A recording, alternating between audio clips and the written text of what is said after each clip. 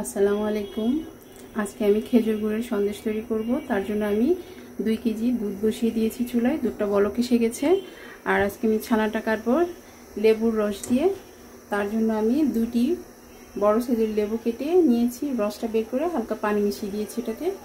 আর এখানে ময়দার মিশ্রণটা তৈরি করে নিয়েছি। এখন দুধটা বলক এসে গেছে, আমি ময়দার মিশ্রণটা দিয়ে দিব।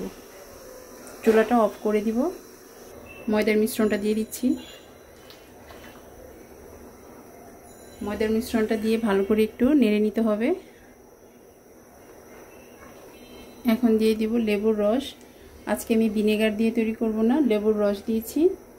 আস্তে আস্তে দিয়ে দিচ্ছি, তবে পুরোটা পানি আমি দিব না।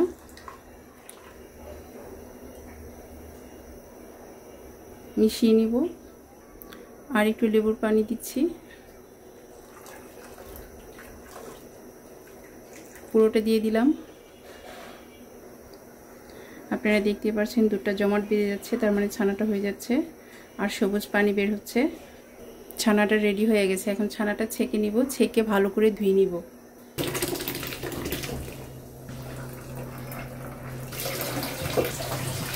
ছানাটা ভালো করে ধুয়ে নিয়েছি, যেন এটা কিছুক্ষণের জন্য আমি ঝুলিয়ে রাখবো, যাতে করে পানিটা ঝরে যায়। পানিটা ঝরে গেছে। আমি এখন প্যান বসিয়ে দিয়েছি, ছানাটা ঢেলে নিয়ে নিলাম। 1 কাপ পরিমাণ সুজি দিয়ে দিচ্ছি খেজুরের গুড়। এখন ঘি দিয়ে দিব। 3 চামচের মতো আমি ঘি দিয়েছি। এখন ভালোভাবে সবগুলো উপকরণ একসাথে মিশিয়ে নিব। সবগুলো উপকরণ ছানার সাথে মিশিয়ে নিয়েছি। ছানাটা এভাবে অনবরত নেড়ে নিতে হবে, না হয় নিচে দিয়ে লেগে যেতে পারে। আর পুড়ে গেলে গন্ধটা ভালো আসবে না, খেতেও ভালো লাগবে না।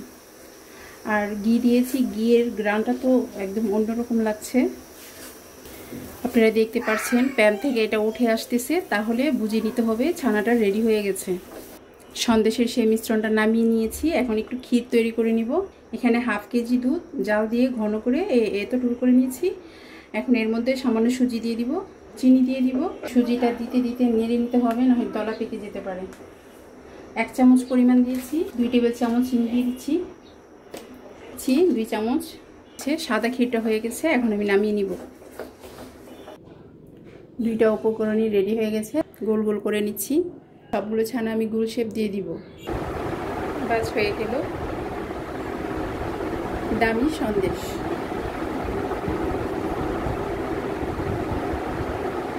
আরেকটি দিয়ে নিব। আমার গুড় সন্দেশ বানানো হয়ে গেছে। 13টি পিস হয়েছিল, আমার মেয়ে একটি পিস নিয়ে গেছে, এই যে ফাঁকা। তো আপনারা এই সন্দেশটা বাসায় অবশ্যই ট্রাই করে খাবেন। অনেক দামি সন্দেশ, বাসায় যদি বানানো যায় তাহলে দোকান থেকে কেনার কি প্রয়োজন বলেন তো।